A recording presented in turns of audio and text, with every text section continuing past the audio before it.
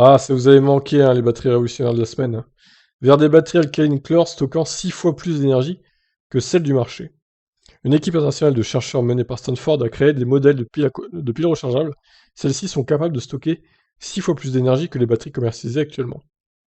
Si les principes détaillés de l'avancée technologique sont publiés dans un article du journal Nature, la découverte repose sur un heureux hasard. À l'origine, les recherches s'orientaient vers l'amélioration de la capacité des batteries utilisant le chlorure de lithium thionyle inventé dans les années 70.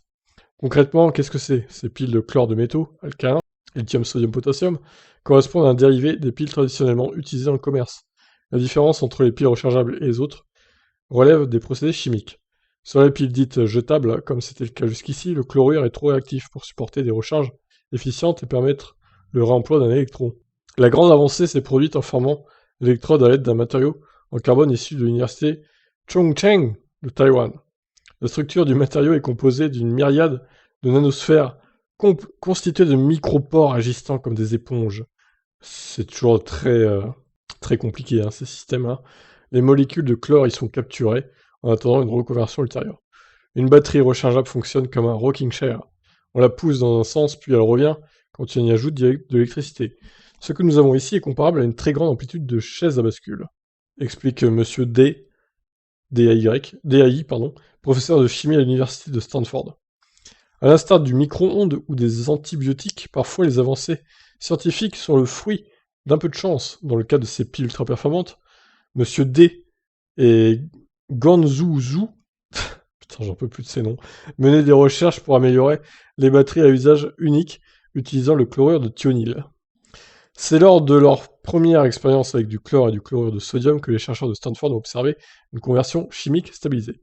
La molécule de chlore est capturée et protégée dans les micro-pores des nanosphères du carbone quand la batterie est chargée. Puis quand la batterie est drainée ou déchargée, il est possible de convertir le chlore en sel de table. Quoi? Et de répéter le processus. Ah bah, en plus, vous avez du sel, hein, gratuitement, c'est cool ça. Nous pouvons actuellement répéter le cycle 200 fois avec une belle marge de progression.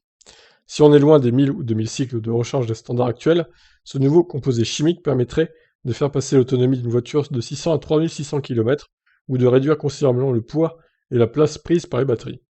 Plus encore, et en glissant un pied dans la science-fiction, cette technologie ne rabat-elle pas toutes les cartes de la mobilité technologique jusqu'au voyage spatial, ainsi que la manière dont Blue Origin et SpaceX se départagent l'approche du ravitaillement énergétique?